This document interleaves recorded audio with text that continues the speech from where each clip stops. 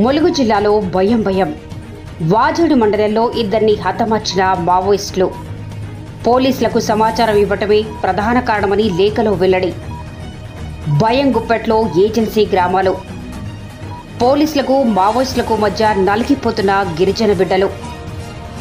ములుగు జిల్లా వాజేడు మండల పెనుగోలు గ్రామంలో విషాదం చోటు చేసుకుంది.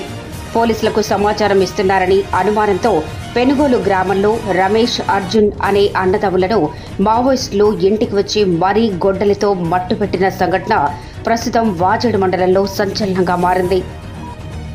మావోయిస్టు లేఖలో పేర్కొన్న ప్రకారం పోలీసులకు ఇన్ఫార్మర్గా పనిచేయొద్దని పలుమార్లు చెప్పినా వినకపోవడంతోనే ఈ పని చేయవలసి వచ్చిందని వదిలిన లేఖలో కార్యదర్శి శాంత స్పష్టం చేశారు. ఈ ఘటనతో మండల ప్రజలు భయం గుప్పెట్లో బిక్కుబిక్కుమంటున్న పరిస్థితులు ఉన్నాయి. ఈ నేపథ్యంలో పెనుపాకలో జరుగుతున్న అలజడుల పూర్తి సమాచారం మా ములుగు జిల్లా ప్రతినిధి వంశీ అందిస్తారు. వంశీ, మీరు చూస్తున్నారు తేజ న్యూస్. మనం ఇప్పుడు వాజేడు మండలం పెనుగోలు గ్రామంలో అయితే ఉన్నాము. ఇక్కడ నిన్న దానికి పూర్తి సమాచారం తెలుసుకోవడానికి తేజ న్యూస్ అయితే ఇక్కడికి వచ్చింది.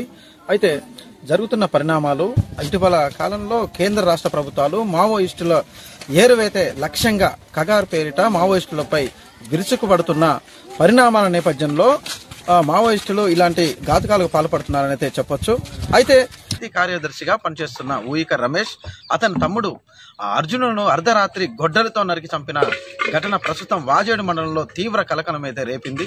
హత్య అనంతరం వారు వదిలేసి వెళ్లిన లేఖలు స్పష్టంగా సమాచారం పోలీసులకు ఇస్తున్నారనే నెపంతో కేవలం మేము హతమార్చాము అని బాహాటంగా లేఖలో పేర్కొన్న పరిస్థితులు అయితే ఇక్కడ ఉన్నాయి. సాగర్ పేరిట మావోయిస్టులపై పోలీసులు విరుచుకుపడుతున్న నేపథ్యంలో మావోయిస్టులు వారి ప్రాబల్యాన్ని కోల్పోతున్న పరిస్థితులు కూడా ఇక్కడ నెలకొన్నాయి. అయితే ఇటీవల కాలం తిన్న మావోయిస్టులు పోలీసుల ఎదురు దెబ్బను తిప్పికొట్టే వ్యూహంలో భాగంగా ఎన్కౌంటర్ల సమాచారంతో పోలీసులు బలగాలు ముందుకు వెళ్లి చావు దెబ్బ కొడుతున్నాయని గ్రహించిన మావోయిస్టులు ఇప్పుడు అదే వ్యూహంతో పోలీసులు పన్నిన వ్యూహంలోనే ఇన్ఫార్మర్లు ఎవరైతే పోలీసులకు ఇన్ఫార్మ్ చేస్తున్నారో వాళ్ళని ఏరివేసే దిశగా అడుగులు వేస్తున్నారని ఈ ఘటన స్పష్టం చేస్తుంది. పూర్తిగా ఈ విషయంలో మండల ప్రజలైతే తీవ్ర ఆందోళన చెందుతున్నారు. ఇటు పోలీసులకు అటు మావోయిస్టులకు మధ్య జరుగుతున్న ఈ యుద్ధంలో మాత్రం ప్రజలు బలవుతున్నారన్నది నగ్న సత్యం. పండుకున్నాక 11 గంటలకు వచ్చిల్లాలి. నాకన్నా ముందే ఆయన పండుకొని ఉండే, నేను తర్వాత పండుకున్నా. బయట పడుకున్నారా, లోన పడుకున్నారా? లేదండి, లోనే పండుకున్నాం. లోన పండుకున్నాకనే 11 గంటలకు వచ్చి అలట చేసి ఆయన నరికినాకనే నాకు తెలుపడ్డది. చూసేసరికి నరుకుతూనే ఉన్నాను. నేను గొడ్డని పట్టుకున్నా, గట్టిగా పట్టుకున్నట్టనే అలా నడు తోసిస్తే మళ్ళీ వచ్చి నరుగుతాను. మళ్ళా పట్టుకున్నట్టనే అస్సలు వదలలేదు గొడ్డల్ని. నన్ను ఒకేసారి ఎగిరిదాన్ని ఇచ్చిండు.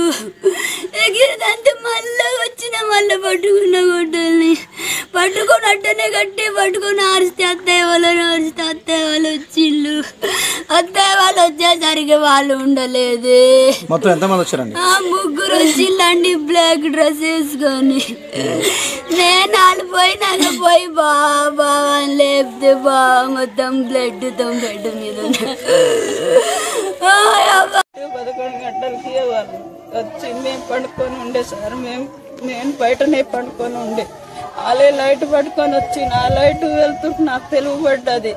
ఎవరంటే మాట్లాడలేదు.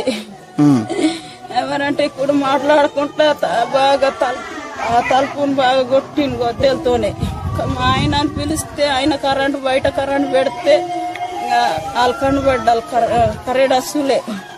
కరెడసులతోనే ఉండే, ఒక్క చేతులే గొడ్డలు ఉండే.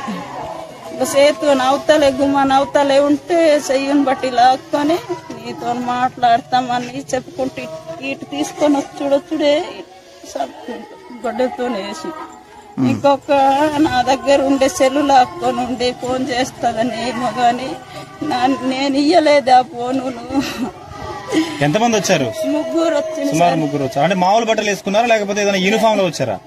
లేదు సార్ కరేడసులే ఉండే నల్ల బట్టలు బట్టలే ఉండే. ఎంతమంది ముగ్గురు వచ్చారమ్మా? ముగ్గురు అయితే కనబడి ఏ టైంలో వచ్చారు? 11 గంటలకు వచ్చింది. 11, 11:30 ఉండి నేను టైం కూడా చూడలేదు సార్.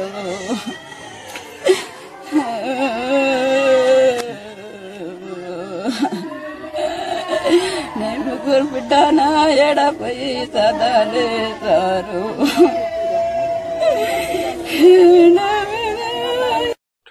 ఈ విషయంలో మరి ప్రభుత్వాలు ఎటువంటి చర్య తీసుకుంటాయి, ఉన్న అధికారులు ఈ కుటుంబాలకు ఎటువంటి ఆర్థిక సాయం చేస్తాయో మరి వాళ్ళకే తెలియాలి.